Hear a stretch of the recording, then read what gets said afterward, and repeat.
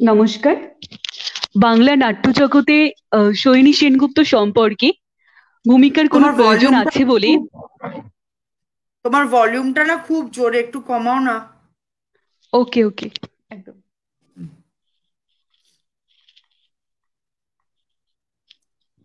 ঠিক আছে ম্যাম। হ্যাঁ।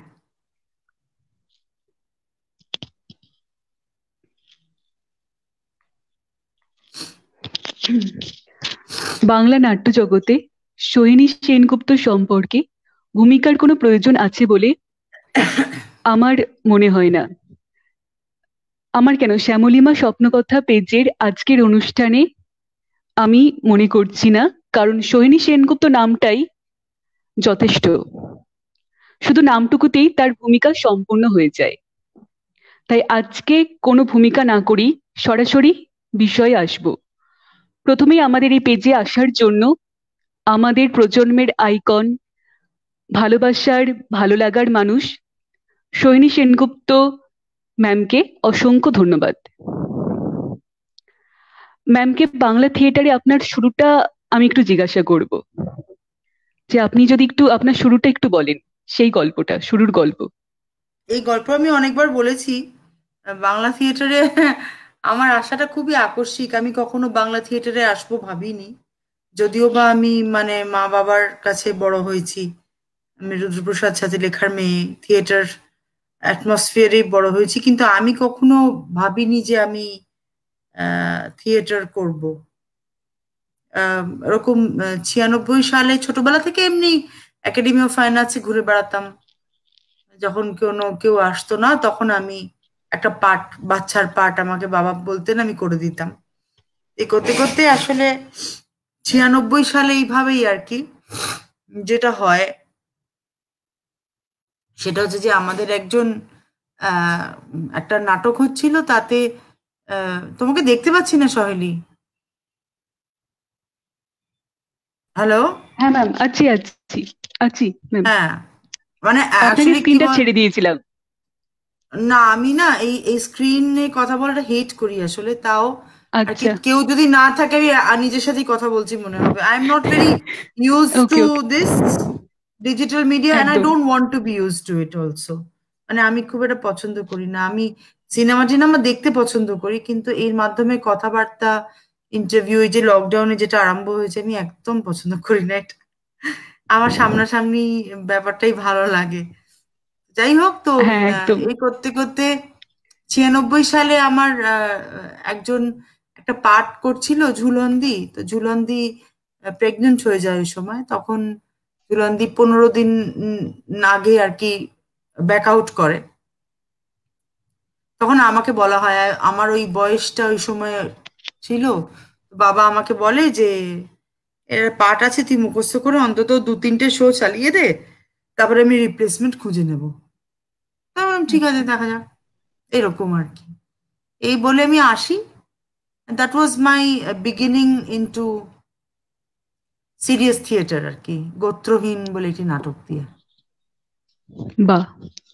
হ্যাঁ, পরিস্থিতি রচনাই হয়ে গেছিল আপনার থিয়েটারে আসার জন্য। হ্যাঁ, থিয়েটারে এসে গেলেন, কিন্তু থিয়েটারে থেকে গেলেন কেন? আপনি একজন মেধাবী ছাত্রী। আপনি অনায়াসে একটা সুরক্ষিত, বিলাসবহুল, সুনিশ্চিত জীবন বেছে নিতেই পারতেন। তা সেখান সেটা তো থেকে। আমার আছেই। সেটা আমার আছে। আমি একটা স্কুলে হ্যাঁ। পড়াই, আমি সরকারি চাকরি করি। আমি সত্যি কথা বলতে কি, আমি কলেজের জন্য অ্যাপ্লাই করতে পারিনি, কারণ আমি গ্রাজুয়েশনে খুব ভালো রেজাল্ট করেছিলাম। কিন্তু ওই বছরটা আমি থিয়েটার জয়েন করি 96-এ। এবং জয়েন করে আমি এত বেশি থিয়েটার করতে আরম্ভ করি যে আমার এম এর রেজাল্টে আমি খুব কম মার্কসের জন্য আর কি ওই নেট কোয়ালিফাইং ওইটা মিস করেছিলাম। মানে নেট আচ্ছা। কোয়ালিফাই করার জন্য তো একটা 55% অ্যাগ্রিগেট লাগে। হুম। তা আমার 54 পয়েন্ট সামথিং ছিল, আমি এটা মিস করেছিলাম। তখন আমি কলেজে আর অ্যাপ্লাই করতে পারিনি পড়ানোর জন্য, আমি স্কুলে অ্যাপ্লাই করি। এবং এসএসসি মানে প্রথমবার এমনি মজা করে দিয়েছিলাম যে কি হয় দেখা যাক।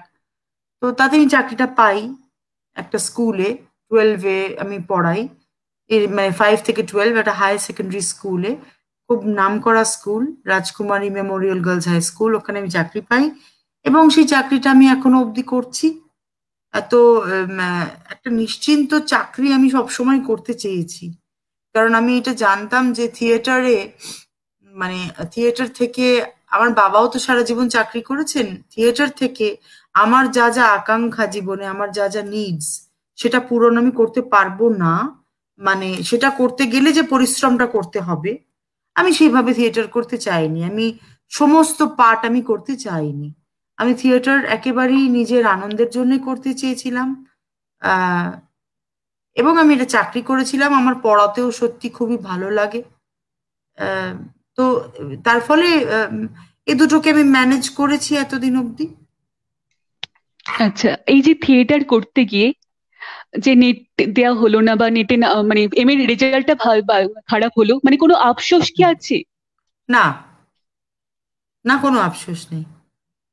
আচ্ছা, সিনেমার কারণ সৈনী আমি সেনগুপ্ত। আহ, হুম।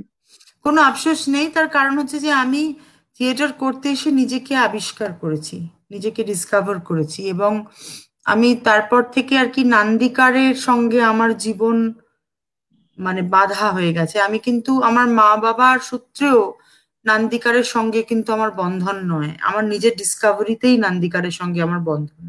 আমার মা বাবাকে আমাকে ইন্ট্রোডিউস করেছেন নান্দিকারে বটেই, কিন্তু ওরা বললেই যে আমার খুব ভালো লাগতো করতে, এমনটা একেবারেই নয়।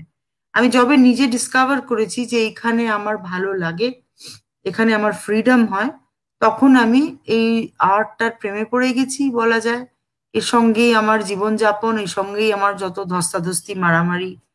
তো সেটাই আর কি। তো তার ফলে আমার কোনো আফসোস নেই। আমি আর কোনো ক্যারিয়ার চুজ করতাম না, আমি অ্যাক্টর হতাম। এই বাহ। থিয়েটারে সৈনী সেনগুপ্ত, সিনেমায় সোহিনী সেনগুপ্ত, মেগা সিরিয়ালে সোহিনী সেনগুপ্ত, পার্থক্য কোথায়? কোনো পার্থক্য নেই, আমি অভিনেতা। আমি অভিনেতা এবং আমি বিশ্বাস করি যে আমার সমস্ত মাধ্যমে কাজ করতে পারার যে চ্যালেঞ্জ আছে, সেই চ্যালেঞ্জটা প্রত্যেকটা অভিনেতার নেওয়া উচিত। নিজের মধ্যে ট্যাবু একেবারেই রাখা উচিত না, যে এইটা ভালো, ওইটা ভালো, সেইটা ভালো, এসব করা উচিত না আর কি। মানে আমার, আমি আমি যে ধরো এত বছর বাদে লীনাদি যখন আমাকে বলেছেন, তখন যে আমি করতে গেছি, এটা কিন্তু আমার কাছে big challenge. Big challenge in the sense যে আমার কাছে মেগা বা টেলিভিশনের কাজ খুবই নতুন কাজ। আমি সিনেমা জানি খানিকটা, আমি খানিকটা, আমি স্টেজটা খুবই ভালো জানি, সিনেমা জানি। এবার এইখানে যে ধরো প্রত্যেক দিনের যে কাজটা, এইটা কিন্তু আমার কাছে একটা নিউ চ্যালেঞ্জ। তা আমি কিন্তু সেই চ্যালেঞ্জটা নেওয়ার সময় আমি কিন্তু ঘাবড়ে যাইনি, আমি নিয়েছি। আমি জানি যে হয়তো আমাকে খারাপ বলতে পারে সবাই, যে এই কেন করতে গেল, ওই উমুক তুসুক, but I really don't care. I don't care. আমি, এটা আমার চ্যালেঞ্জ, যেটা আমার সঙ্গে আমার নিজের বোঝাপড়া। And I want to be in constant practice আর কি। সমস্ত মাধ্যমে আমি অভিনয় করতে চাই, and I want to be in constant practice. এই যে আমি তোমাকে বলছি, এই যে লকডাউনের সময় আমি হুম। কিন্তু বেশি দিন বসে থাকিনি, অভিনয় করতে পারছি না বলে। আমি তো বেশি দিন বসে থাকিনি। আমি প্রথমে কিছুদিন বসেছিলাম, দিন 15, তারপরে আমি আচ্ছা। পরবর্তী কি নাটক করব সেটা আরম্ভ করে দিয়েছি, মুখস্থ করতে, পুরো ডিজাইন করতে। এবং তার মধ্যে আমার এই নতুন কাজটা এসেছে খড়কুটো, যেটা আমাকে লীনাদি যখন বলেন, আমি ইনস্ট্যান্টলি এগ্রি করেছি, কারণ আমি লীনাদিকে অসম্ভব বিশ্বাস করি। এবং আমি মনে করি যে উনি আমাকে যে পাঠটা দেবেন সেটা আমার যোগ্য পাঠ হবে। তো আমি সেটাতে ঝাঁপিয়ে পড়েছি, and thank god for that. কারণ আমি প্রত্যেক দিন অভিনয় করার সুযোগ পাই, প্রত্যেক দিন। আমি সকাল 8টা থেকে রাত 10টা অবধি ব্যস্ত থাকি, অভিনয় করার সুযোগ আমি পাচ্ছি। আমি অভিনয় করতে ভালোবাসি, তো তার ফলে যেখানে আমাকে অভিনয় করতে দেবে আমি করতে চাই। বাহ। বাবা, মা, হুম। বাবা এবং মা, বাবা রুদ্রপ্রসাদ সেনগুপ্ত, মা স্বাতিলেখা সেনগুপ্ত। হুম। ব্যক্তিগত জীবনে থিয়েটারের গুরু কে আপনার? গৌতম হালদার, আমার আচ্ছা। থিয়েটারের গুরু গৌতম হালদার। আমি আমার মায়ের কাছে আহ অনেক কিছু শিখেছি। আমার মায়ের কাছে আমি আমার মায়ের মতোই খানিকটা, মায়ের মতো প্যাশনেট, মায়ের মতো খানিকটা পাগল, ইত্যাদি। আমার আমার আসলে আমার ফ্যামিলিতে আমার ম্যাটার্নাল সাইড অসম্ভব স্ট্রং। আমার ছোট দিদা হচ্ছেন মীরা মুখোপাধ্যায়, যিনি খুব বড় ভাস্কর ছিলেন। তো মানে আমার আমার ছোট দিদা জার্মানিতে গিয়ে ওই সময় স্কাল্পচার করা শিখেছিলেন এবং পরবর্তীকালে খুব বড় নাম করা স্কাল্পচার হয়েছিলেন। আহ, তো আমার আমার ম্যাটার্নাল সাইড অসম্ভব স্ট্রং, আমার মা প্রচন্ড প্যাশনেট স্ট্রং মহিলা। সেই দিক থেকে আমি বলবো যে আমার মা তো আমার ভেতরেই আছেন, আমার রক্তে। বাবা আমাকে আমার জীবনের শ্রেষ্ঠ বইগুলো উপহার দিয়েছেন। আমি যে কলেজে পড়তে চেয়েছি, আমি যা করতে চেয়েছি সেটা আমার বাবা আমাকে সম্ভব করে দিয়েছেন। আমি সাহিত্য পড়তে চেয়েছি বা ছোটবেলা থেকেই আমার বাড়িতে খুব বই পড়ার হ্যাবিট ছিল, এটা আমার বাবার জন্য। তো ওরা আমার জীবনের গুরু। থিয়েটারে আমাকে একদম হাত ধরে মেরে ধরে বকে শিখিয়েছে গৌতম দা, গৌতম হালদার। তোমার থিয়েটারের গুরু গৌতম দা। আমাকে আমি কিচ্ছু পারতাম না যখন, আমার ভয় পেতাম, আহ, অনেক সংশয় ছিল, তখন কিন্তু গৌতম দা আমাকে অনেক ট্রিক্স অফ দ্য ট্রেড শিখিয়েছে যে কিভাবে নিজেকে তুমি স্টেজে প্রেজেন্ট করবে। তো এইটা আমি আমি বলবো যে আমার থিয়েটারের গুরু যদি একজনের নাম করতে হয় গৌতম দা। এই ছাড়া আমার থিয়েটারের গুরু অনেকে, অনেকে। আমার নিজের ভেতরের প্যাশন, আমার সময়, আমার সবকিছু আর কি। থিয়েটার আসলে গুরু, আহ, আমি ঠিক জানি না, কোনো একজন হয় না, বুঝলে তো? আমার মনে হয় যে একজন হয় না। এই যে প্রত্যেক দিন আমার যা যা এক্সপিরিয়েন্স হয়, এগুলো সবগুলোই আমাকে শেখাতে শেখাতে কোথাও একটা নিয়ে যায়। কিন্তু হ্যাঁ, মানে আমাকে যে বলেছে যে তুমি এইটা করো, এই পথে তুমি ভালো থাকবে, তো অবশ্যই মা বাবা আর গৌতম দা। বাহ। আহ, নতুন প্রজন্ম কেন থিয়েটারে আসবে? কারণ থিয়েটার তো পশ্চিমবঙ্গ তথা ভারতবর্ষ এখনো থিয়েটার সেইভাবে বিকল্প কর্মসংস্থানের দিশা দেখাতে পারেনি। তো সেখানে দাঁড়িয়ে কেন নতুন প্রজন্ম থিয়েটারে আসবে? কারণ শুধু টাকার জন্য ছুঁক ছুঁক করবে না, তাই। Simple as that. এইবারে নান্দিকারে 93 জন ভর্তি হয়েছে। আমাদের এই আচ্ছা। বছরে নান্দিকারে 93 জন ভর্তি হয়েছে, এবং তারা প্রত্যেকে এক্সট্রিমলি ট্যালেন্টেড, অন্যরকম ছেলে মেয়ে।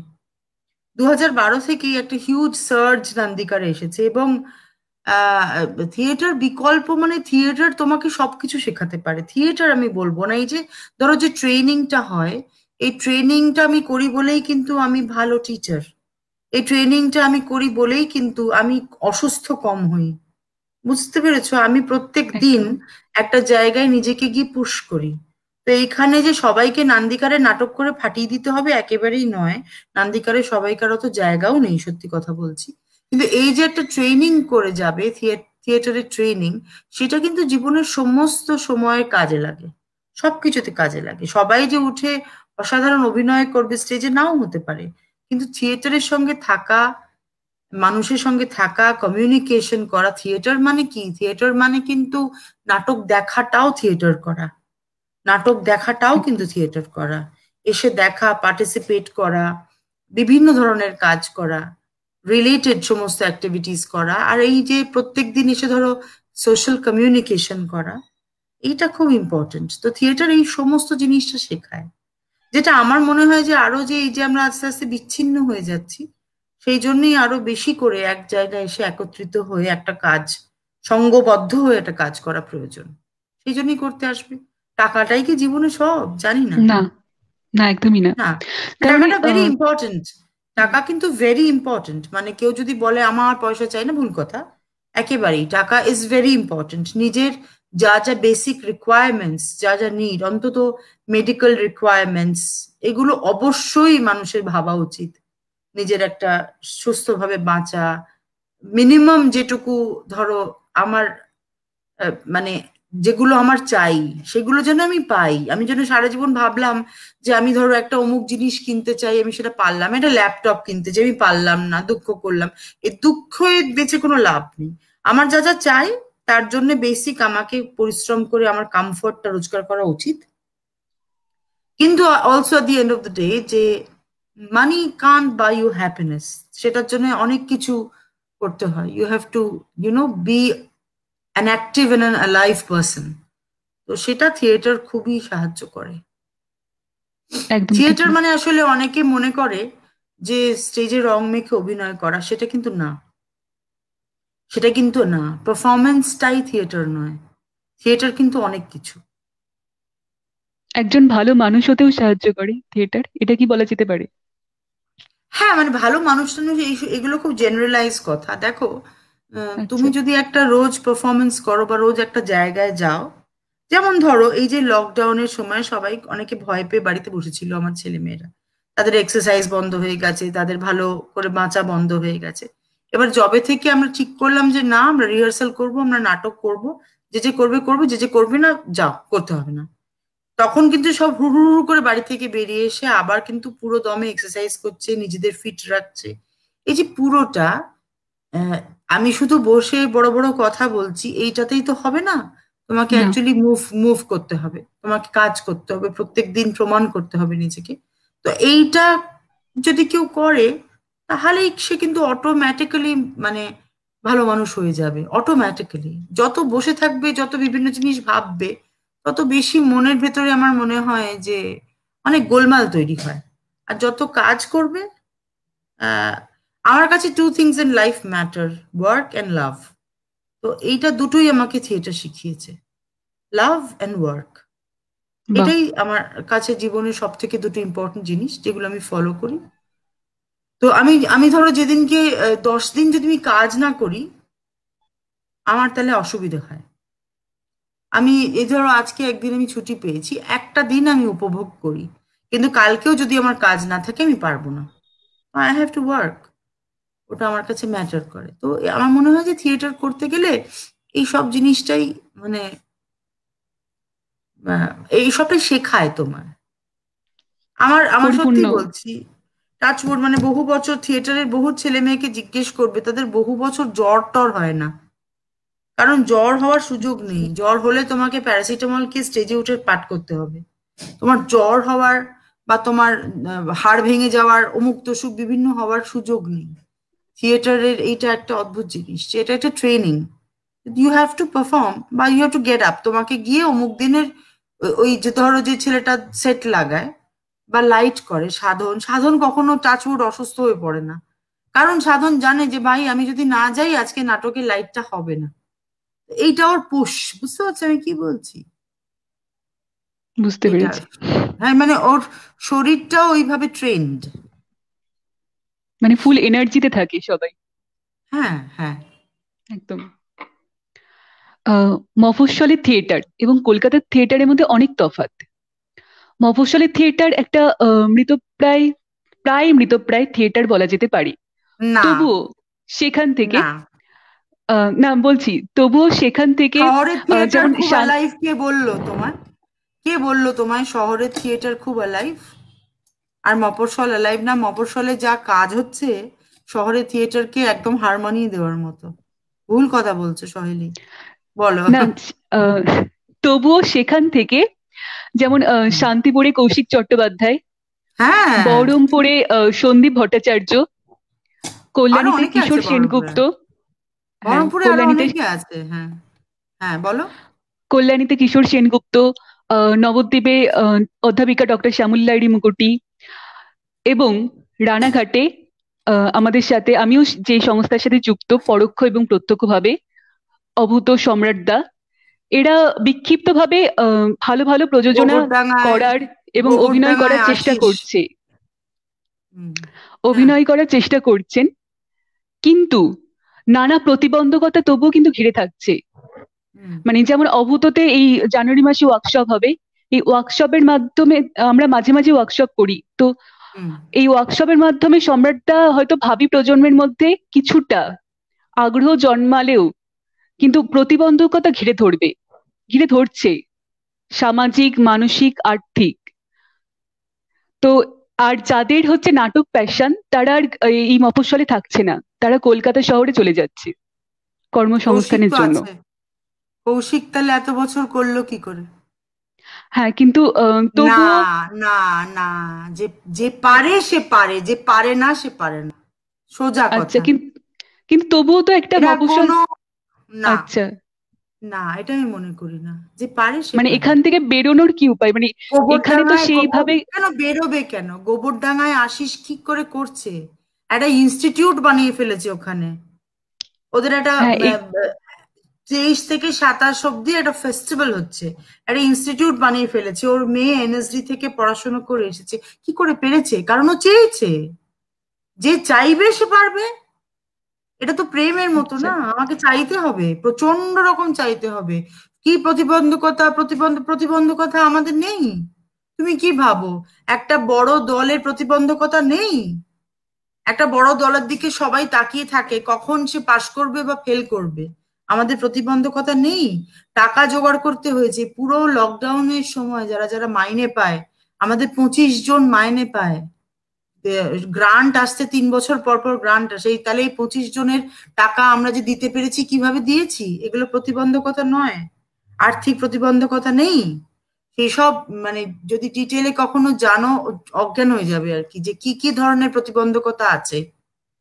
কিন্তু আমার মনে হয় যে মানে মফস্বল আর শহরের মধ্যে খুব একটা ডিফারেন্স ইন থিয়েটার আমার মনে হয় নেই। বরং মফস্বলে এমন কিছু কিছু অভিনেতা আছেন, এমন কিছু কিছু ডিরেক্টর আছেন, এমন কিছু কিছু কাজ হচ্ছে যেগুলো শহরেও হচ্ছে না। I am sorry to say. শহরে হয়তো একদম। অনেকের কাছে অনেক কিছু আছে, কিন্তু সেটা হচ্ছে না। যেমন আমি বলছি যে এই যে গোবরডাঙ্গার Ashis is a case in point, যে ও কি করে একটা ইনস্টিটিউট বানিয়ে ফেলে। আমি এখনো চেষ্টা করে যাচ্ছি নান্দিকারের ইনস্টিটিউটের, আমি ছাদ ঢালাই করছি, আমি শহরে থাকি, আমি এখনো চেষ্টা করে যাচ্ছি। ও একটা ইনস্টিটিউট দাঁড় করিয়ে দিয়ে সেখানে রমরমিয়ে করছে, এবং ও নিজের নেক্সট জেনারেশন, ওর মেয়েকে ট্রেন করেছে যাতে ওর মেয়ে ওটা চালিয়ে নিয়ে যেতে পারে। এটা মার্ভেলাস একটা কাজ। কৌশিক একদম। চট্টোপাধ্যায় মতো ডিরেক্টর খুব কম পাওয়া যায়, ওর মতো অভিনেতা, ওর মতো মানুষ খুব কম পাওয়া যায়। তো মানে আমি বলছি যে এই এই শহর আর মফস্বলের এই ডিফারেন্স গুলো বোধহয় ঠিক নয়। যে যেটা চায়, যে যেটা চায়, যে যদি কেউ যেটা চায়। মফস্বল থেকে শহরে এসে পাঠ করতে চায়, কোনো দোষ নেই তাতে, কোনো দোষ নেই। আর কেউ যদি মফস্বলে থেকে গিয়েই সেখানে খুব বড় করে করতে চায়, সেটা তার চয়েস। সবসময় এই যে আমি পেলাম না, আহা আমার কত প্রতিবন্ধকতা, আমার মনে হয় যে এই অ্যাটিটিউডটা থিয়েটারের সব থেকে খারাপ অ্যাটিটিউড। আমি কত না পাওয়ার দলে, আমি কিছু পেলাম না। আরে ভাই, পরিশ্রম করলে তো পাবে। শুধু পাবে আর বসে বসে বড় বড় কথা বলে তো হবে না। ইউ হ্যাভ টু ওয়ার্ক, ছুটতে হবে। সে যেভাবে ইচ্ছে, যে যে পারবে সে পারবে। কিন্তু সব সময় আমি কি পেলাম না, আমার খুব অসুবিধে, খুব উন্মুক্ত সুখ, আমি আমি এটার সাপোর্টার নই। কারণ আমারও অনেক প্রতিবন্ধকতা আছে, আমাকে প্রত্যেক দিন প্রমাণ করতে হয়। আমি লোকেদের লাইম লাইটে আছি। সোহিনী সেনগুপ্ত কি করছে? ভুল করলে মার বেটাকে, ভালো করলে হ্যাঁ ঠিক আছে। তো আমারও এটা প্রতিবন্ধকতা যে আমি সব সময় লাইম লাই আমার। তো সেটাকে আমি কিভাবে এবার দেখবো, কিভাবে আমি ট্যাকল করব, সেটা হচ্ছে ব্যাপার। বুঝতে পেরেছো আমি কি বলছি? বুঝতে পেরেছি। হুম।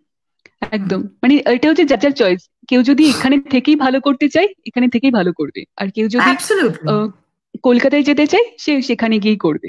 এটা ম্যান অ্যাবসলিউটলি। টু ম্যান ভ্যারি আমি করবে। আমি তো আমি তো সারা জীবন আমার দলেই থিয়েটার করেছি, এবং থিয়েটারই করেছি। আমি সিনেমাও হাতে গোনা করেছি। মেগাই প্রথম আমি লীনাদির জন্য করছি, লীনাদির লেখা আমার খুব ভালো লাগে বলে আমি করছি। তাতেও তো আমি পেরেছি খানিকটা, তাতেও তো আমি পেরেছি। এখন কেউ যদি মনে করে যে অনেক বেশি সিনেমা করলে আমার অনেক বেশি নাম হতো, তাহলে ওইটা আমার চয়েস না, এটা আমার চয়েস যে আমি বেশি থিয়েটার করেছি, আমি তাতে ঠিক। সুখী। হ্যাঁ, বল। আহ, আমরা সকলেই জানি আপনি পশ্চিমবঙ্গ তথা সারা ভারতবর্ষ থিয়েটার সম্পর্কে সচেতন। তাই পশ্চিমবঙ্গের সাথে অন্য রাজ্যের থিয়েটারের মানগত এবং গঠনগত তফাৎ কোথায়? প্রথম কথা বলি, আমি অতটা সচেতন নই। আমার যেটুকু এক্সপিরিয়েন্স, আমি যখন বাইরে যাই, ছোটবেলায় আমি অনেক বেশি থিয়েটার দেখতে পেতাম।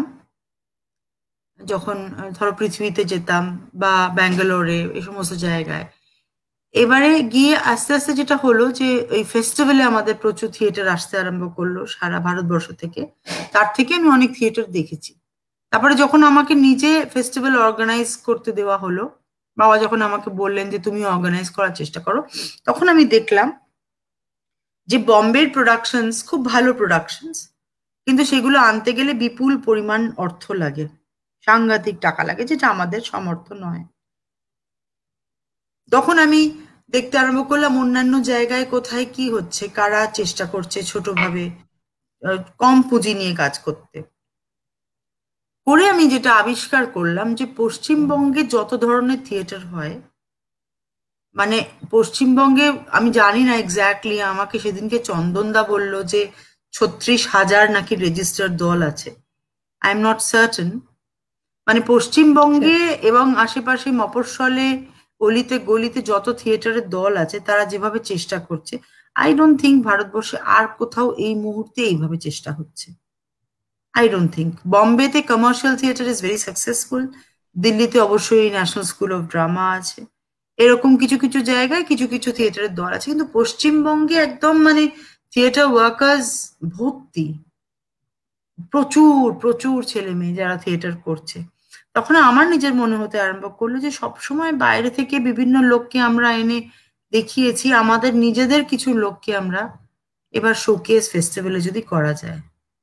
করে ওই সেভাবে শুরু হলো যে এখন নতুন ছেলে মেয়েরা কি কাজ করছে, মফস্বলে কি কাজ হচ্ছে, আমাদের আশেপাশে কি কাজ হচ্ছে, কত কত কিছু অসাধারণ প্রোডাকশনস আমি দেখতে পেলাম। এটা আর ডিফারেন্স হচ্ছে যে, মানে ডিফারেন্স ঠিক না, আমার মনে হয় যে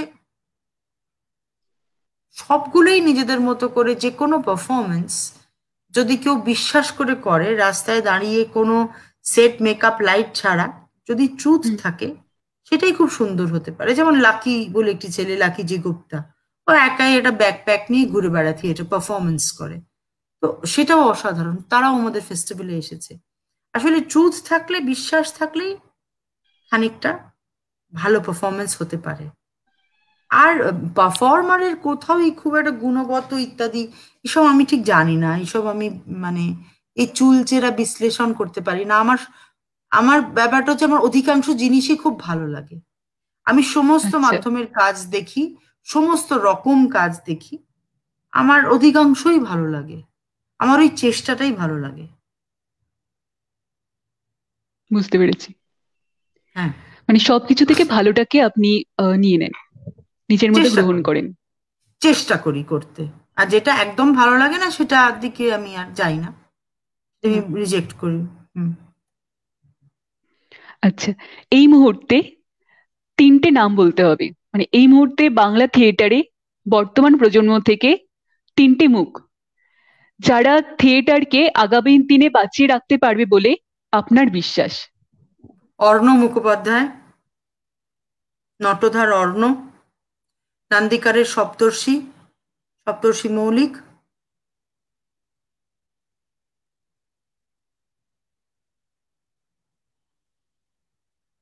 আর মনে হয় ভূমিসুতা খুব ভালো কাজ করবে, ভূমিসুতা আচ্ছা। দাস, মনে হয়, মনে হয়। কারণ ভূমিসুতা ভালো কাজ করবে। অনেক আছে, অনেক আছে, অনেক ছেলে মেয়েরা আছে, কিন্তু আমার মনে হয় এরা ডিফারেন্ট কাজ করবে। অর্ণ তো নিজের মতো করে খুবই সাকসেসফুল, ভীষণ ভালো ডিরেক্টর, ও একটা নিজের মতো করে দল করেছে। সপ্তর্ষি অসম্ভব ভালো লেখে, ভালো অভিনেতা, দল করার সেন্স ভীষণ ভালো। ওর জন্যই মূলত এখন নান্দিকারে প্রচুর ছেলে মেয়ে আসে, ও বন্ধুত্ব করে তাদের সঙ্গে। তো he is a very good, মানে দলের ভালো ছেলে আর কি। আর ভূমিসুতা, আহ, আহ, প্রথম কথা হচ্ছে ওর একটা সেট আপ ও এর মধ্যে বানাতে পেরেছে, ও একটা শিক্ষা অর্জন করে এসেছে, এনএসডি থেকে পাশ টাশ করে এসেছে। ও, আমার মনে হয় ও ডিফারেন্ট ধরনের থিয়েটার করবে। এছাড়া আরো অনেকে আছে, তুমি তিনটে শুধু নাম বলতে বললে। এছাড়া আমার তার নান্দিকারই 10-12 জন ছেলে আছে যারা থিয়েটার আরো নিয়ে যাবে, ছেলে মেয়ে, এবং অন্যান্য প্রচুর আছে। তার মানে ভাবি প্রজন্ম থিয়েটার নিয়ে আপনি আশাবাদী। অফকোর্স, ভীষণ,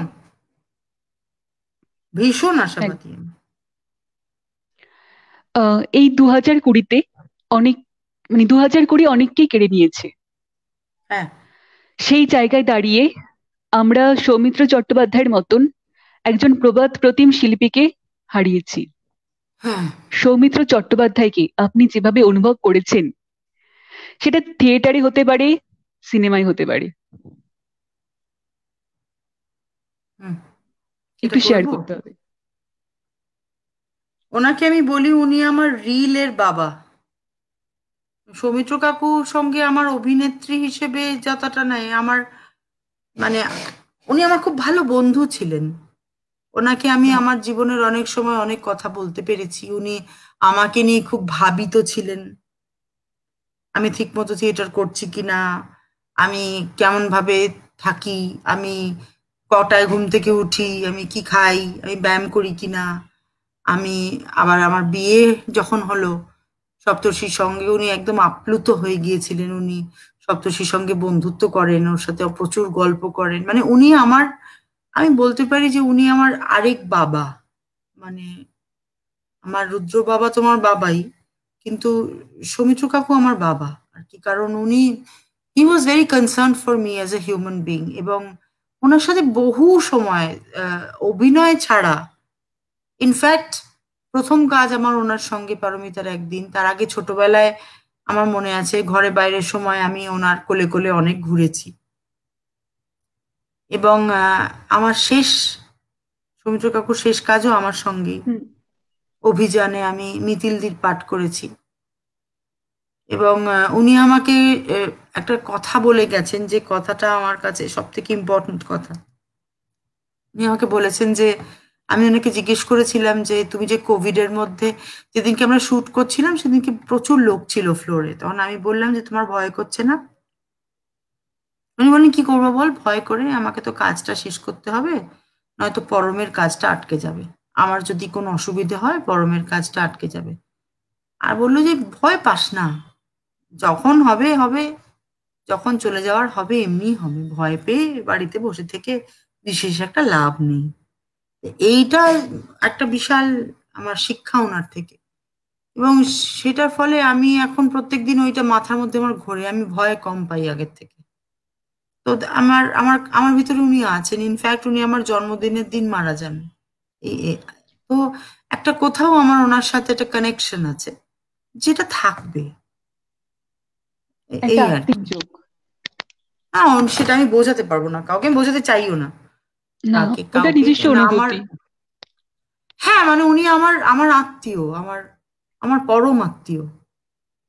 সৌমিত্র কাকু আমার খুব ইম্পর্ট্যান্ট লোক আমার জীবনে আর কি। একদম। হুম। আর ওই কথাটাও খুব ভালো যে ওই উনি জীবনটাকে সহজভাবে গ্রহণ করেছেন, মানে যেটা আপনাকে বলেছেন যে লাইফ ইজ টেক ইজি। না না না, হি নেভার টুক লাইফ, এটা ভুল কথা বলছি, he never took it easy. প্রচন্ড পরিশ্রম করতেন। উনি বলতেন ভয় পেও না। না, এই যে ভয় না পাওয়া, ভয় না হ্যাঁ পাওয়া তার যে মানে, যেভাবে না আসবে তার সেভাবেই। মানে টেকিং ইট ইজি নয়, তার মানে টেকিং ইট ইজি নয়, taking it really seriously. Taking it easy নয়। আচ্ছা। He never took it easy. 85 বছর বয়সে প্রত্যেক দিন কাজ করতে বেরিয়েছেন, প্রত্যেক দিন। মানে what power, what energy, what positivity, প্রত্যেক দিন কাজ করতে বেরোতেন। আমিও সেটাই করতে চাই, আমিও সেটাই করতে চাই। একদম যতদিন আমি বাঁচবো আমি প্রত্যেক দিন কাজ করতে বেরোতে চাই। এটা আমি ওনার করোনাকে থেকে জয় করে, শিখেছি। করোনা ভয়কে কিছু জয় না। করে। করোনা কোনো বিগ ডিল না। এই যে একটুখানি মানে মানুষ এখন বাড়িতে থাকার একটা অভ্যেস হয়ে গেছে, করোনা করোনা করছে। করোনা কোনো বিগ ডিল না, আমরা তো জুলাই থেকে করছি, করোনা বোধহয় এসেছে গেছে সবই হয়েছে। তো মানে কাজ তো করে যেতে হবে, মরলে মরবো, কি করব? তাহলে বাড়িতে কতদিন বসে থাকবো ভয় পেয়ে? এটাই। ঠিক। হুম। পারমিতার একদিন, ইচ্ছে, হ্যাঁ। বেলা শেষে, হুম। এইসব সিনেমায় আপনি তো অভিনেত্রী হিসাবে সফল, তাহলে বাংলা সিনেমায় আপনাকে এত কম দেখা যায় কেন? কারণ আমাকে সবাই কি পাঠ দেবে বুঝতে পারে না বলে আমার মনে হয়। আমাকে তাই বলেছে অনেকেই, যে তোমাকে দিতে গেলে তো দারুণ একটা কিছু পাঠ ভেবে দিতে হবে, তুমি তো আর যে পাঠ করবে না, সেই জন্য পাঠটা কি হবে, এইটা ভাবে বোধহয়। আর আমি খুব ভালো আচ্ছা। পাঠ না হলে করি না, খুব ভালো ও। পাঠ না হলে আমি করি না। আমি তো বললাম না আমি তোমাকে যে আমি আহ উম, সত্যি আর্থিক কারণে সিনেমা বা টেলিভিশন বা থিয়েটার কোনোটাই করিনি। আমার যেটা ভালো লেগেছে আমি করেছি। আমি যে খড়কুটো যখন করতে যাই তখন আমাকে লীনাদি এই পার্টটা কি হবে এটা বলেছিলেন, আমার খুব ইন্টারেস্টিং লেগেছিল, সেই জন্য আমি করতে গেছি। উনি যেভাবে এবার আমাকে হাত ধরে নিয়ে যাবেন, আমি ওনার সঙ্গে যাব। তো এই পুরোটাই আমার পার্টগুলো আমার কাছে খুব ইম্পর্টেন্ট হতে হবে, আমার বিশ্বাস হতে হবে পার্টগুলোতে, তাহলে আমি করব। প্রচুর অফার এসেছে, কিন্তু আমার সেগুলোতে বিশ্বাস হয়নি, আমি করিনি পার্ট। আমার সব ছবিতে থাকার দরকার আছে বলে আমি মনে করি না। না। হ্যাঁ, বেলা শেষেতেও আমি বড় পাঠ করিনি, ওটা আমি জাস্ট একটা গেস্ট অ্যাপিয়ারেন্স করেছিলাম, কারণ বেলা শেষে কোলাহল আমার নাটক, ওইটা থেকেও এই সিনেমাটা হয়েছিল। বেলা শেষে কোলাহল বলে একটি আমি নাটক ডিরেকশন করি, যেটা মা আর বিশ্বজিৎ দা অভিনয় করেছিলেন, সেইখান থেকে সিনেমাটা হয়েছিল। তার ফলে আমি ওইটাতে গিয়ে একটা গেস্ট অ্যাপিয়ারেন্স করেছিলাম। ওইটাতেও আমি খুব বড় পাঠ করেছি তা না, আমি অলিক সুখে খুব বড় পাঠ করেছিলাম, যেটা আমার কাছে খুব ভালো ইম্পর্টেন্ট পাঠ ঋতু আর আমি করেছিলাম। এবং এছাড়া ইচ্ছেতেও ইচ্ছে আপনি হুম, এবং সাজবাতি একদম। এগুলো আর আমার ইচ্ছেতে তো পাঠগুলো আপনি, ভালো লেগেছে। হ্যাঁ।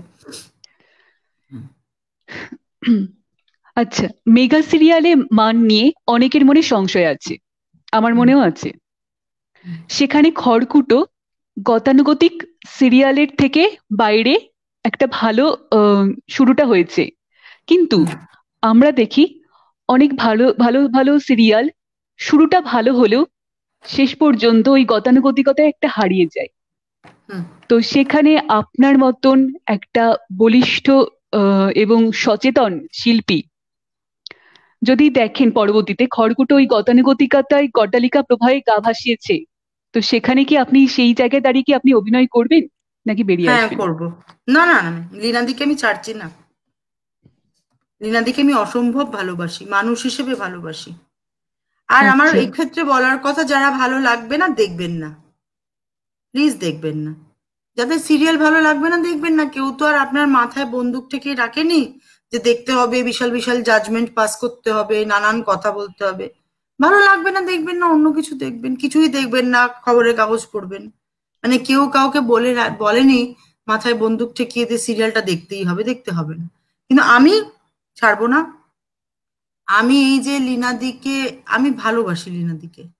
লীনাদি অন্য রকমের লোক, আমি মনে করি লীনাদির মানুষের মন, স্পেশালি মহিলার মন বুঝতে পারার অসীম ক্ষমতা আছে। উনি একটা টেলিভিশনের প্রত্যেক দিন যে কাজটা উনি ঘটান, উনি 5টা সিরিয়ালের এই ডায়লগ উনি নিজে লেখেন, তো উনি কাউকে দিয়ে লেখান না, উনি নিজে লেখেন। এরকম প্রত্যেক দিন ডায়লগ লিখতে পারার ক্ষমতা আমার মনে হয় অসীম ক্ষমতা এটা। এবং কি মাঝে মাঝে ডায়লগ দিচ্ছেন, মানে আমার ডায়লগ বলার আগেই কান্না পেয়ে যাচ্ছে, এমন মনে হচ্ছে এটা চিনলো কি করে, আমাকে জানলো কি করে। আমি তো এইটাই ভাবি, আমার আমার কাছে তো প্রেম মানে এইটাই, আমার কাছে তো এইটা, এইটা মানে এইটা, মানে যে সমস্ত কথা উনি আমাকে দিচ্ছেন। সেই জন্য আমি লীনাদির সঙ্গে তো কাজ অবশ্যই করব, না আমি ছাড়বো না। সিরিয়াল খুব ভালো হলে খারাপ হলে আই ডোন্ট কেয়ার, আমি লীনাদির সাথে কাজ করব। আর দর্শকের প্রতি আমার এইটাই বলার, দেখুন আমি হুম। সব ফেসবুক ইনস্টাগ্রাম এইগুলোতে বিভিন্ন সব গ্রুপ টুপ হয়, আমি সেগুলোতে নেই। কারণ আমি নিজের জন্য অভিনয় করি, আমি দর্শককে খুশি করার জন্য অভিনয় করি না। বাহ। সত্যি কথা বলছি, আমি নিজের জন্য অভিনয় করি, আমার ভালো লাগে করতে, আমার প্রত্যেক দিন উঠে পাঠ বলতে ভালো লাগে। যার আমাকে ভালো লাগবে দেখতে সে দেখবেন, যার ভালো লাগবেন না দেখবেন না। কিন্তু আপনি যদি আমাকে অপমান করেন, আমার কিছু যায় আসে না তাতে। এটা আমি দর্শকের উদ্দেশ্যে বলছি, যে আমার কারুর হুম। অপমানে বা ট্রোলিং যেটা এখন হয়েছে, আমার কিছু যায় আসে হুম। না। আমার যারা ট্রোলিং করেন, আমার তাদের জন্য দয়া হয়, সত্যি বলছি। আমার মনে হয় যে কোনো জীবনে কাজ নেই, তাই বসে বসে অন্যকে খিস্তি করে, অন্যকে ট্রোল করে তার সময় কাটে। একদম তার থেকে ঠিক। মানে একটু উঠে যদি একটু বাইরে একটা রান নিয়ে আসতো বোধহয় ভালো হতো। কারণ যারা ধরুন এই যে অভিনয় করছে, যাদেরকে ট্রোলিং করা হচ্ছে, তাদের কিন্তু কিছু যায় আসে না। তারা কিন্তু ভালোই ভাবে বাঁচছে, নিজে প্রত্যেকদিন ডায়লগ বলতে পারছে। একজন অভিনেতার এর থেকে কি চাই বলুন তো, প্রত্যেকদিন ডায়লগ বলতে পারছি আমি, তাই না? একদম। তো it's a regular practice, it's a regular, বলে কোনো লাভ নেই, ইটস এ রেগুলার প্র্যাকটিস। আর আর তারপরে এর পুরো জন্যই সিরিয়াল। আর আরেকটা কথা সহেলি, যে হুম। সব নাটকই যে একদম দুর্দান্ত একদম মানে সেরকমও তো না। সব না। নাটকই যারা অসাধারণ হতে হবে তা তো না। তো এই সিরিয়াল নিয়ে বলা বা সিনেমাও যে সব অসামান্য সেরকমও তো নয়, বিভিন্ন না। ধরনের কাজ হচ্ছে। কিন্তু সিরিয়াল নিয়ে মানুষ আমার মনে হয় বেশি বলে, কারণ সিরিয়ালটা সব থেকে বেশি দেখে, সব থেকে বেশি ঠিক, দেখে। সেজন্যই এত সাংঘাতিক বেশি সিরিয়াল সমালোচনা সবাই হয়। দেখে। হ্যাঁ, কিন্তু সমালোচনাটা না করে পুরো ব্যাপারটা মানে মানুষের এটা খুব একটা অদ্ভুত নেচার আর কি, মানে একটুখানি যেন এই সোশ্যাল মিডিয়া হয়ে সবাই বলার সুযোগ পেয়েছে, সবাই নিজেদের জ্ঞান বিতরণ করতে আরম্ভ করেছে। আরে আপনার জ্ঞানটা আগে গ্রাহ্য হচ্ছে কিনা দেখুন, আপনার জ্ঞান কি গ্রাহ্য হচ্ছে? কেউ, নোবডি কেয়ার্স। আমার সেটা মনে হয়, যে মানে ধরুন খারাপ কথা বলছে, অমুক তসুক করছে, তার কি মনে হয় যে সবাই ওটা পড়ে? যারা আমরা কাজ করি সবাই থোড়াই পড়ে, কেউ পড়ে না। বাহ, ঠিক। হ্যাঁ, পড়ে আর না। এখান এখান থেকে আমার মনে হলো যে একটা সাজেশনই চাই, মানে আহ, এবং যারা দেখছেন তাদের জন্য অবশ্যই উপকারে আসবে আমার মনে হচ্ছে। যে আপনার কথা থেকে মানে কেউ আমাকে শিরোপা দেয়, কেউ দু চোখে হাজার ছিছি, তো এই দুটোকে ব্যালেন্স কি করে করেন? আমি নিজেকে ভালোবাসি, আমার বন্ধু অসম্ভব সীমিত। আমার জীবনের পরম বন্ধু আমার বর সপ্তর্ষি। হুম। এছাড়া আমার বন্ধু বোধহয় হার্ডলি এক বা দুজন। আমি আমার বন্ধুদের ছাড়া কাউকে আর মনে নিই না। খুব খারাপ কথা। আমি নিজের জন্য অভিনয় করি, যারা আমাকে দেখে ভালোবাসেন ভালোবাসেন, থ্যাংক ইউ সো মাচ। যারা খারাপ কথা বলেন আমি শুনি না, আপনার কি কোথায় বলেন আমি জানি না। আর আমি নিজেকে অসম্ভব ভালোবাসি, আমি নিজেকে প্রিজার্ভ করতে জানি। আমার যার কথা ম্যাটার করে আমি শুধু তার কথা শুনি, সেটা আমার সপ্তর্ষি কিছু বললে আমি তার কথা শুনি, খুব শুনি। আমার মা বাবা যদি বলেন আমি তাদের কথা শুনি, আমার তাদের কথা মনে ধরি, আর আমার কিছু বন্ধু বান্ধব। এছাড়া আমি আর কারোর জন্য অত বদার নই। হুম। এটা দারুণ। আমি আমি সত্যি আমি খুব খারাপ ভাবেই আর কি, আমি খুব অ্যানিমালসদের প্রতি বদার্ড, মানুষের প্রতি কম বদার্ড। খারাপ কথা এটা, কিন্তু এটা আমি খারাপ, আমি এরকমই। আমি মনে করি যে যদি পৃথিবীকে আরো 50 বছর বাঁচতে হয়, তাহলে একটু ব্যালেন্স দরকার বিটুইন অ্যানিমাল ওয়ার্ল্ড আর হিউম্যান ওয়ার্ল্ড। হিউম্যানস অনেক বেশি হয়ে গেছে, হিউম্যানসরা অনেক বেশি পলিউট করছে পৃথিবী বলে আমার ধারণা। ঠিকই। আর মানুষ খুব ডেঞ্জারাস। মানুষ যেরকম ভালো করতে পারে, আবার মানুষ খুব ডেঞ্জারাস, খারাপও করে দিতে পারে। খুবই বেশি খারাপ করে দিতে পারে, খারাপ করেও। ওয়াইল্ড লাইফকে 35%-এ নামিয়ে এনেছে মানুষ। খুব ইন্টারেস্টিং ব্যাপার হচ্ছে যে একদিন কিন্তু এই সমস্ত ধ্বংস করতে করতে মনুষ্য প্রজাতি কিন্তু বিলুপ্ত হয়ে যাবে। ওয়াইল্ড লাইফ কিন্তু ফিরে আসবে আবার, আবার কিন্তু ফিরে আসবে, যেরকম চার্নোবিলে হয়েছে। ধরো চার্নোবিলে কিন্তু নিউক্লিয়ারের পরে, নিউক্লিয়ার ব্লাস্টের পরে আশেপাশে এখনো কিন্তু মানুষ ওখানে রেডিয়েশনের জন্য যেতে পারেনি, ওখানে কিন্তু আবার গাছ হয়েছে, এবং ওখানে আবার ওয়াইল্ড লাইফ ফিরে এসেছে, মানুষ যেতে পারেনি। এবং তারা যে মডিফাইড হয়ে এসেছে, তারা কিন্তু রেডিয়েশন ট্যাকল করতে পারার মতো মডিফিকেশন নিয়ে ফিরে এসেছে। তো এটা একদম পরিষ্কার বোঝানো হচ্ছে যে মানুষ যত বেশি এই যা করছে, যে অবলীলায় অসভ্যতা করছে, মানুষের খুব খারাপ অবস্থা হতে চলেছে ইন দ্য নেক্সট 50 ইয়ার্স। আমি তার আগে মরে যাব থ্যাঙ্কফুলি। তার মানে এটা হচ্ছে আপনি ওই পলিউশনটা আপনার পর্যন্ত কাছে আসতে দেন না, মনের ও পর্যন্ত। না, না, না, তার না, আগে না, আপনি একটা কি না, বলবো, আই এম টু প্রাচীর তৈরি করে বিজি। দেন। হুম। প্রাচীর তৈরি করি না, I am too busy. Busy. আমাকে নিয়ে কে কি বললো সেটা নিয়ে আমার দিন শুরু হয় সকাল 6টায়, শেষ হয় রাত 2টোয়। I am too busy to think of anyone else. আমার বাড়িতে আমার 6টি সারমীয় সন্তান আছে, আমার আমার 6জন বাচ্চা আছে। হ্যাঁ, আমার সংসার আছে, আমার নান্দিকার আছে, আমার প্রচুর কাজ আছে, আমার স্কুল আছে। তো কে কি খারাপ কথা বলছে আমার শোনার সময় নেই। ঠিক। এখান থেকে সিরিয়াল নিয়ে যখন প্রশ্ন করলাম, সিরিয়াল নিয়েই করি আরেকটা। হ্যাঁ, যে বর্তমান হ্যাঁ, প্রজন্মের থিয়েটার করতে এসে হুম, সিরিয়াল মুখীনতা, এটা কি হ্যাঁ, সামগ্রিকভাবে নাটককে বিপন্ন করছে? না, না, আমার মনে হয় নাটকের এই ট্যাবু থেকে বেরোনো উচিত। কারণ নাটক যখন একটা ছেলেকে বা মেয়েকে তার, দেখো একটা বাঁচতে গেলে একটা পয়সার তো অবশ্যই দরকার, এটা বলে তো মিথ্যে কথা বলে লাভ নেই। না। ম্যাক্সিমাম একটা ছেলেকে যদি ফুল স্যালারি দেওয়া হয় তাহলে তাকে মাসে একটা দল 6,000 টাকা দিতে পারে, যদি ফুল যেটা গভর্নমেন্ট থেকে আসে সেটা যদি দেওয়া যায়, তাহলে একটা তাকে 6,000 টাকার বেশি দিতে পারে না। 6,000 টাকায় আজকের দিনে কিছু হয় না। সেই জন্য একটা থিয়েটারের দলের নিজের ভেতরে এই ফ্লেক্সিবিলিটি আনা উচিত, যে যে ছেলেটি, যেমন আমার দলে আমি যেটা করেছি, যারা যারা কাজ করতে যায় সবাই কাজ করতে পারে, and every one is replaceable including me. আমি যদি আজকে কোনো পার্ট করতে না যেতে পারি, আমার কিন্তু নান্দিকারে রিপ্লেসমেন্ট তৈরি আছে, সেদিনকে রিপ্লেসমেন্ট শো সে করবে। এইবারে ব্যাপারটা হচ্ছে, চ্যালেঞ্জটা হচ্ছে, মানে এই রুলটা কিন্তু আমি আমার নিজের জন্যও করেছি। আমার বাবা যখন অসুস্থ ছিলেন, বাবার রিপ্লেসমেন্ট দিয়ে শো হয়েছে। এটা আমাকে আমার বাবা মা শিখিয়েছেন, যে অ্যাট এনি কস্ট তুমি কেউ না, তুমি সেলিব্রিটি হতে পারো, তুমি কেউ না, থিয়েটারে শোটা হবে।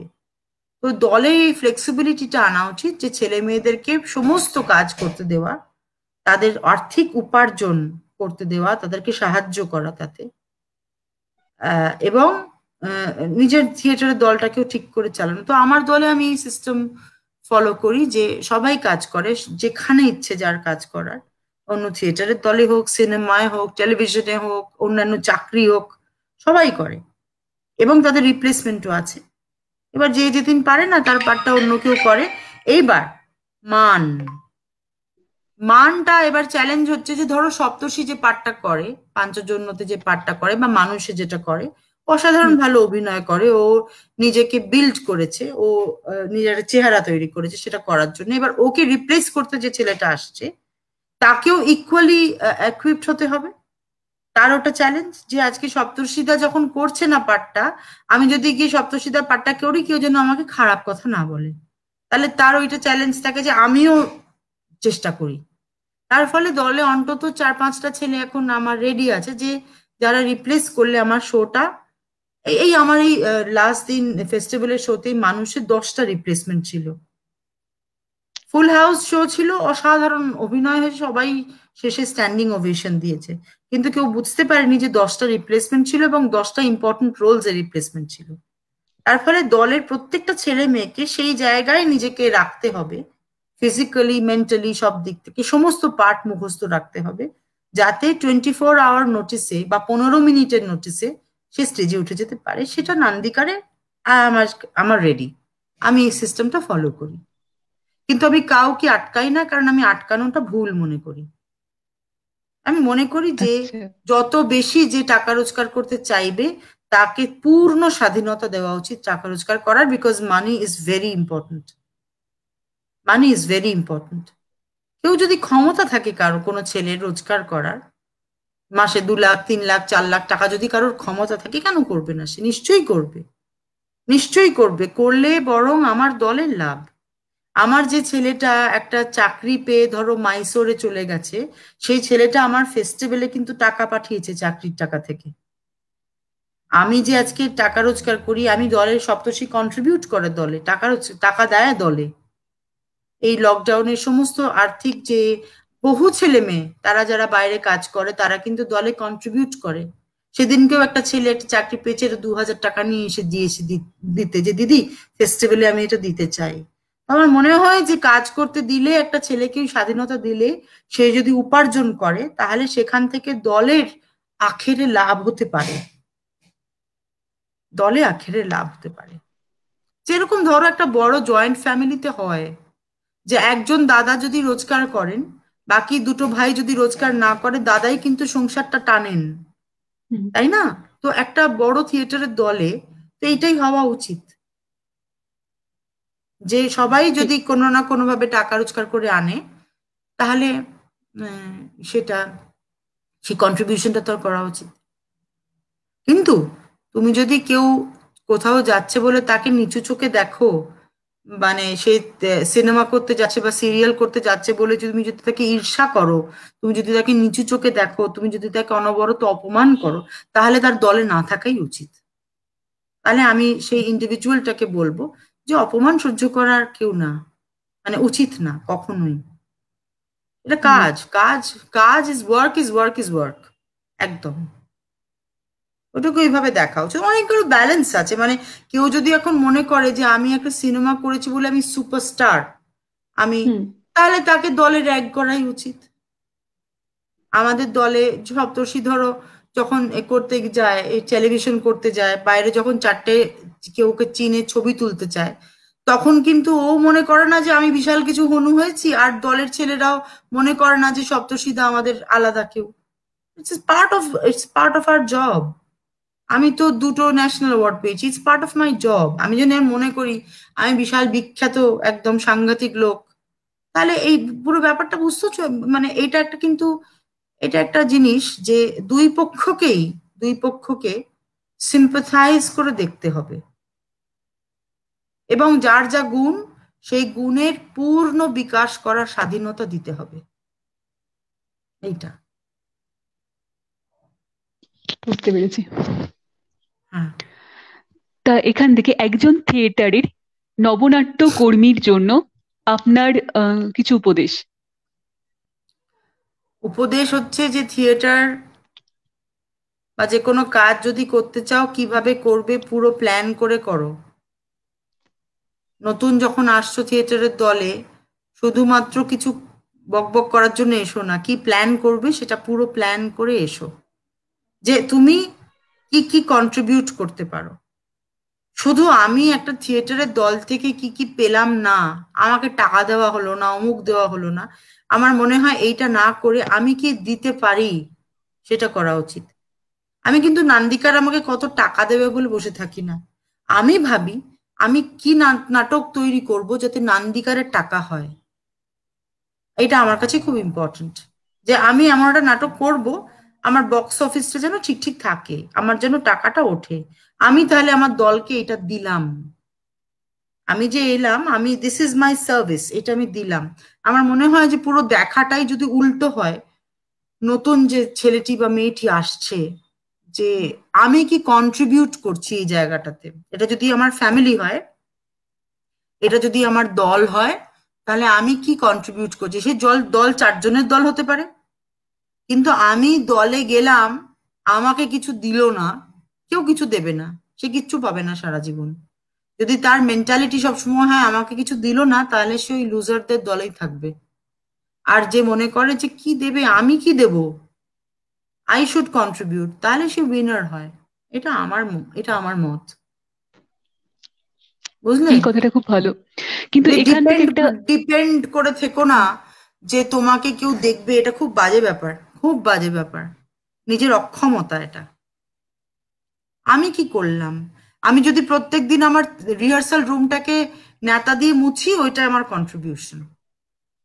ঠিক। আমার দলের ছেলেরা মোছে, আমার দলে কিন্তু এখনো অবধি সব সব ছেলেরা, তারা নিজের সেট লাগায়, নিজেদের জামা ইস্ত্রি করে, জায়গাটাকে ঘর মোছে, বাথরুম নিজেরা হাতে ধোয়ে সমস্ত কিছু করে। নান্দিকারে যারা আসবে দেখলে বুঝতে পারবে কি হয়। Nothing is readymade. নিজেরা নাটক লেখে, নিজেরা এক্সারসাইজ করে, নিজেরা রিহার্সাল করে। আজকে তো ওয়ার্কশপ নেই, আজকে দুপুর থেকে যদি ফেডারেশন হলে হঠাৎ করে যাও, দেখবে চারটে ছেলে গলদঘর্ময়ে হাই হাই করে ব্যায়াম করছে। তো ওইটাই, সে ওটার কন্ট্রিবিউশন, পাগল, সে চায় ওটা করতে। আর এখান থেকে একটা প্রশ্নই আছে যে কেউ ধরুন নতুন এলো, তো সে তো হ্যাঁ। জানে না যে তার মধ্যে মানে নতুন নাটক করতে এলো, নাটকের জগতে নতুন প্রবেশ করলো, বা কোথাও কোনো ধরুন নান্দিগাড়ি নতুন গেল কোনো হুম। ছাত্র বা ছাত্রী, হুম। সে তখন জানে না যে তার মধ্যে কি কি গুণাবলী আছে, বা সে কি দিতে পারে বা হুম। কি করতে পারে। তো হুম। সেটা সেখান থেকে সে কি করবে, সেখান সে থেকে তো বুঝে গাইড যাবে, বুঝে যাবে, প্রত্যেক বছরই থাকতে বুঝে থাকতে যায়। থাকতে থাকতে বুঝে যায়। পরিবেশের থাকতে মধ্যে থাকতে, দিয়ে। হ্যাঁ, পরিশ্রম করতে করতে বুঝে যায়, পরিশ্রমের তো বিকল্প নেই। পরিশ্রম এবং করতে করতে পরিবেশ বুঝে যায়। কিছুটা। পরিবেশ তো বটেই, অনেকটাই। বন্ধুত্ব, ভালোবাসা, বড় দাদাদের মানে যারা ধরো আগের ব্যাচ এসেছে তাদের নৈকট্য, তাদের ভালোবাসা, এই করতে করতে সব জিনিসটা ইনকর্পোরেটেড হয়েছে। মুশকিল হয়ে গেছে যে নান্দিকারে এখন এত ছেলে মেয়ে এসেছে যে কাউকে হাঁটাতে পারছি না। সব এসে আস্তে আস্তে আস্তে আস্তে পাইল করে মাথার উপর বসে আছে এখন আমার। কোনো ব্যাচই আর যাচ্ছে না, সব ব্যাটারা এখন বসে আছে। তো এটা আবার একটা মজার ব্যাপার আর কি, প্রচুর ছেলে মেয়ে সব তাকিয়ে বসে আছে যে মানে তারা অন্যান্য অনেক চাকরি টাকরিও পেয়েছে, অনেকে টেলিভিশনের কাজ করছে, অনেক কাজ করছে সবাই, কিন্তু সবাই তারা এখনো দলে এসে বিভিন্ন কাজ করতে চায়, যেটা খুব সুন্দর। মানে বহু বছর আগে ধরো এরকম ফেস্টিভ্যালে আমার একটি একটি মেয়ে তনুশ্রী, সেই ফেস্টিভ্যাল হলেই ঠিক এসে আমার বাইরে যে পাবলিসিটি কাউন্টারটাতে বসে যায়। ও থার্ড জেন্ডার, হ্যাঁ, কিন্তু আচ্ছা নান্দিকারে এসেও যে ও ফেস্টিভ্যালের সময় ঠিক এসে কিছু বলতে হয় না, আমি জানি, ওকে ফোনও তনুশ্রী এসে ওই পাবলিসিটির দায়িত্বটা নিয়ে নেবে, আমি মুক্ত। ও ঠিক চলে আসে নাচতে নাচতে। এগুলো আর মজা আর কি। নিজে থেকে ভেতর থেকে আসে এগুলো। হ্যাঁ হ্যাঁ, একদম। হুম। আর একটা লাস্ট প্রশ্ন, সেটা হচ্ছে আপনি মানে নান্দিকারের কাণ্ডারি, এটা আমি বলতে পারি বর্তমানে। তো এই না, আমি একজন একা কান নই। না, আমি একা নই। আচ্ছা আমি একা নই, আমরা অনেকে। হ্যাঁ, আমি সিনিয়র বলে আমার কথা মা বাবার পর অনেকটাই শোনে সবাই। আর আমি অনেকে, যেমন আমি আমার দলের অ্যাকাউন্টস দেখি না, সেগুলো অর্ঘ্য দেখে। আমার দলের রেগুলার কাজের যত ঝকমারি ব্যাপার সেগুলো অর্ঘ্য অনিন্দিতা এরা দেখে। আমি থিয়েটার কি হবে না হবে, ডিরেকশন, এই সমস্ত দিকটা, ক্রিয়েটিভ দিকটা বেশি দেখি। তো আচ্ছা। মানে কান্ডারি, সমস্ত হয়তো হুম, কান্ডারি জানি না আমি, বিকজ আমি মানে তার সিনিয়র। তার কি কি মানে গুণাবলী বা তার কি কি ভূমিকা আপনার নিজের মনে হয়, নিজেকে যখন আয়নার সামনে দাঁড়ান, মানে দিনের শেষে মুখোমুখি মধ্যিখানে আয়না, নিজেকে যখন প্রশ্ন করেন? আমি সৎ কিনা, নির্লোভ কিনা, পড়াশুনো করি কিনা, মানুষের প্রতি আমি সদয় কিনা, এগুলো আমার কাছে খুব important. Weather I am a good human being, weather I am educated and I upgrade my self every day, সমস্ত এতে আমি কানেক্টেড কিনা, এখনকার ছেলে মেয়েদের সঙ্গে, আগের সঙ্গে, মানুষের সঙ্গে আমি কানেক্টেড কিনা। আর আমার ভুল লোভ নেই তো, এটা আমি সবসময় নিজেকে প্রশ্ন করি। আমার নেই, ভুল লোভ নেই। এইগুলো খুব বাহ। ইম্পর্ট্যান্ট একজন একজন মানে আর কাজটা আমার কাছে বললাম না খুব ইম্পর্ট্যান্ট। দলের কাজ, পার্সোনাল কাজ, আমার কাজ, ওর কাজ, সব কাজ ইম্পর্ট্যান্ট। আমি যেহেতু ঠিক। নিজে কাজ করি, কাজ করার পলিটিক্সটা জানি, সেই জন্য আমার দলের কোনো ছেলে যদি হঠাৎ করে আমাকে এসে বলে, দিদি আজকে আমাকে না এই জায়গা থেকে ছাড়ছে না, আমি আসতে পারছি না, আমি কিন্তু বুঝতে পারি যে ওকে ওই কারণে ছাড়ছে না, ঠিক আছে তাহলে। তখন ওই দিনটা হয়তো ওর রিপ্লেসমেন্ট হলো, পরের দিন ছেলেটা নিশ্চয়ই দৌড়ে আসবে। ওইটাই আর কি, মানে আমি নিজেকে রেসপেক্ট করি, তো আমি অন্যর কাজটাও রেসপেক্ট করি, এটাই হচ্ছে ব্যাপার। ভারসাম্য বজায় রাখেন। হ্যাঁ, তো রেসপেক্ট বজায় রাখি। সম্মান। খুব আর ভালো লাগলো আপনার। আরেকটা আর জিনিস হচ্ছে, আর আমি রাগী, আমার ভিতরে পবিত্র রাগ আছে, আমি সেটা পছন্দ করি। আমি রাগী, আমি খুব শান্ত, ভদ্র নই। আমার এই ব্যাপারটা আমার নিজের মধ্যে খুব পছন্দ। আই না, এম অ্যান অবশ্যই অ্যাংরি, একটা হুম, না, I am an angry person and I like that. না, একটা দল চালাতে হলে তো কিছুটা কঠোর হতেই হবে। সেটা জানি না, দল দল জানি না, কাজ করতে গেলে তো খানিকটা করতেই হবে। কাজ যদি আমার আলটিমেট যদি থাকে কাজ, তাহলে তো সেটা করতে গেলে খানিকটা হার্শ ডিসিশন নিতে হয়, কিন্তু আমি বলছি যে আমার রাগটা আমার কাছে ইম্পর্ট্যান্ট, ওটা আমার আহ, ওটা আমার প্যাশন হয়তো, জানি না, আমার প্যাশনের এক্সপ্রেশন হয়তো আমার আমার রাগ। আমার ভালো লাগে আমার রেগে থাকতে, সেই জন্য অনেকে না আমাকে মনে রাগী বলে। অনেকে আমাকে রাগী বলে, হ্যাঁ আমি খানিকটা রাগী তো বটেই। মানে ধরো অনেকে আছে, অনেক প্রশ্ন করে, বিভিন্ন কথা বলে, তারপরে আমি তাকে হুম, বুঝি যে থিয়েটার নিয়ে কোনো ইন্টারেস্ট নেই, এতক্ষণও আমাকে বিভিন্ন, মানে অনেক সময় আর কোনো স্টুডেন্ট আসে, দিদি এটা কি করে করব, তখন আমার খুব রাগ হয়ে যায়, মনে হয় যে কি করে করব, মানে আমাকে কে বলেছিল কি করে করবে, আমি তো নিজে করতে চেয়েছি তাই করেছি। আর্থিক অনটন কি আমার হয়নি কখনো? আমার ভীষণ আর্থিক অনটন হয়েছে, আমি তো আমার মা বাবার কাছে হাত পাতিনি কখনো। আমি না। তো বাবার কাছে ডিপেন্ডেন্ট হয়ে বসিনি যে বাবা আমাকে কবে টাকা দেবে তারপর আমি অমুকটা করব। আমি নিজের ইলেকট্রিক বিল, নিজের ফুড বিল, নিজের সমস্ত বিল আমি নিজে মিটিয়েছি যবে থেকে আমি স্বাবলম্বী হয়েছি। এমএ পাশ করার পর থেকে আমি নিজে রোজগার করি। তো আমার বলার কথা যে আমার কি আর্থিক অসুবিধা হয়নি? অসম্ভব অসুবিধা হয়েছে, বাট আমি তো করতে পেরেছি ওটা। সেজন্য কি করে করব এটা নিজেকেই ডিসকভার করতে হবে, কি করে করব।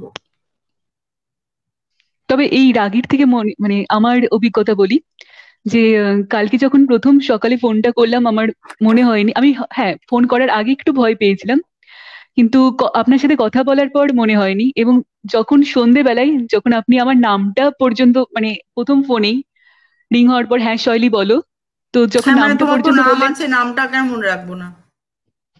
তোমার তো নাম না আছে। ফোন নাম্বার তার মানে সেভ করেছিলেন, তো এই যে এই হুম। কথা বলার মাধ্যমে বলে না যে রাগ ব্যাপারটা আমার মনে হয়নি একদমই। এটা আমি আমার বাবার থেকে শিখেছি। আমার বাবা আজ থেকে 200 বছর আগে কাকে দেখেছিলেন, তার কি নাম, তার ফ্যামিলি মেম্বারের কি নাম, বাবার সব মনে আছে। নাটকের ডায়লগ ভুলে যায় মাঝে মাঝে, কিন্তু সবাইকার নাম মনে আছে। এইটা আমার বাবার থেকে আমি পেয়েছি। আমার অধিকাংশ ছাত্রীর নাম আমার মনে আছে, ছাত্রর নাম মনে আছে। আমার ভালো লাগে নাম মনে রাখতে, ভালো লাগে। এইটাই হয়েছে। হ্যাঁ একদম। আর আজকে এতক্ষণ কথা বলে খুব ভালো লাগলো। আশা করি দর্শকদেরও খুব ভালো লেগেছে, কারণ প্রচুর কমেন্টস আমি এখান থেকে দেখতে পাচ্ছি। সব কমেন্টস পড়ার সময় আমাদের হাতে অতটা নেই। আমি তো জানতেও চাই না, আমি তার জানতে চাই না। সবাই ভালো থাকবেন, দেখবেন। হ্যাঁ চট করে খারাপ কথা বলবেন না, খারাপ কথা বললে আপনারই খারাপ হবে, আমাদের বিশেষ কিছু কষ্ট হয় না, আপনাদেরই আরো বেশি ভিতরে গন্ডগোল তৈরি হবে। খারাপ কথা কম বলবেন। ছোট জীবন, ভালো থাকবেন, সবাই সুখে থাকবেন। করোনাকে ভয় পাবেন না, প্রচুর কাজ করুন, এইসবই বলতে পারি। করোনাকে ভয় পাবেন না, জীবনে জীবন খুব সুন্দর, খুব কম সময়ের জীবন, জীবনের মতো there is nothing more beautiful আর কি, nothing more beautiful. Enjoy every moment of your life. ভালো করে বাঁচুন, সুন্দর থাকুন, সুন্দর খান, সুন্দর সবকিছু সুন্দর করুন। আর প্রাণীদের যত্ন করবেন প্লিজ, এটুকু বলতে পারি। প্রাণীরা কিন্তু আপনাকে বাঁচাবে। প্রাণীদের যত্ন করবেন, অযথা প্রাণী হত্যা করবেন না, এটাই বলতে পারি। সেদিনকে একটা সুন্দর জিনিস দেখলাম, মাঝে মাঝে এগুলো দেখতে খুব অবাক লাগে। সকালবেলা আমার পাড়ায় একটি ছেলে যে ঝাড় দেয়, সে চায়ের সঙ্গে দুটো বিস্কিট খাচ্ছিল। আমি দেখলাম অবলীলায় সে একটা বিস্কিট খেলো, আরেকটা পাশে একটা, চল আমাদের একটা কাল্লু বলে একটা কুকুর আছে তলায়, তাকে এটা দিয়ে চলে গেল। সে দুটো বিস্কিট খেতেই পারতো, তার খিদেও পেয়েছিল বোধহয়, কিন্তু ও ও ও ওটা রোজ করে সনাতন। তো এটাই আর কি, মানে ওর কাছে হয়তো খুব কম পয়সা, কিন্তু ও খুব সহজেই খুব ভালো। বা আমাদের যাদের কাছে অনেক কিছু আছে, আমরা আরেকটু চেষ্টা করলে বেশি ভালো হতে পারি বোধহয়। কারণ ওইটা একদম সত্যি হিসেব মিলিয়ে দেবে পৃথিবী, যে প্রাণী বা ওয়াইল্ড লাইফ যত্ন না করলে কিন্তু আর পরবর্তী জেনারেশন পৃথিবীতে এনে আর লাভ নেই। কারণ তারা কিন্তু আহ, মারা যাবে, ভালো থাকবে না তারা। তো যদি মানে আপনাদের নাতি, এইসব বাচ্চারা যারা এসেছে পৃথিবীতে থাকে, তাদের জন্য সবাইকে শেখান যে কি করে আরো ভালো করে থাকা যায়। Environment, I think that the most, মানে primary thing right now is the environment. The most important, the most primary thing, যেটা সবাই চোখের সামনে দেখেও ভুলে যায়, সেটা হচ্ছে এনভায়রনমেন্ট, সব থেকে বেশি ইম্পর্টেন্ট। ঠিক, একদম পরিবেশকে বাঁচাতেই হবে, এবং সেটা হয়তো আমাদের নিজেদেরই দায়িত্বে। হয়তো না, মানে দায়িত্বে, নিজেকে বাঁচতে হলে বাঁচতে হবে, হয়তো না, বাঁচতেই হবে, করতেই হবে, করতেই হবে, ঠিক। নয়তো আর তুমি তো আমার থেকে অনেক ছোট, তোমার বুড়ো বয়সে খুব খারাপ সময় দেখবে তুমি, সেটাই আর কি। যেভাবে পৃথিবীতে যা হচ্ছে, আর সবাইকে একটু পড়াশোনা করতে হবে, এটা সম্পর্কে জানতে হবে যে কি হচ্ছে। যেভাবে আইস মেল্ট করছে, যেভাবে বিভিন্ন প্রাণী চলে যাচ্ছে, আস্তে আস্তে কিন্তু সাংঘাতিক জায়গায় যাচ্ছে।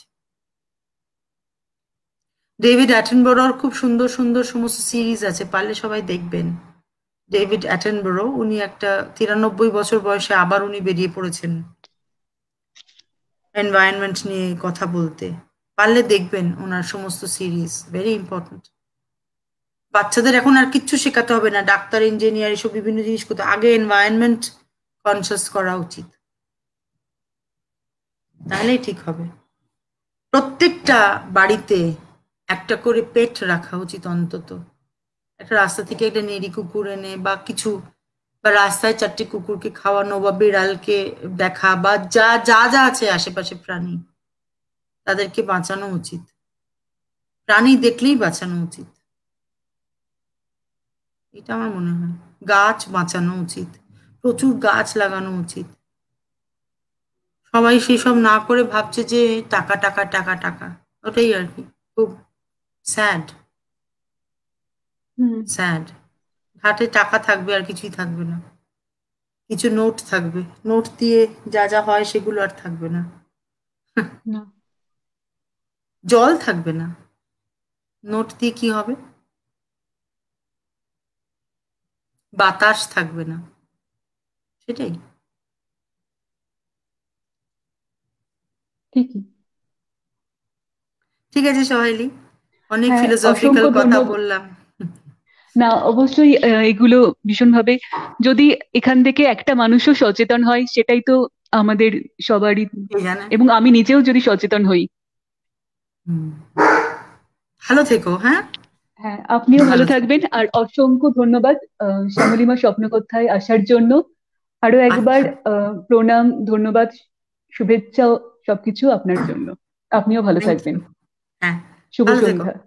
শুভ হুম। সন্ধ্যা। টাটা। টাটা।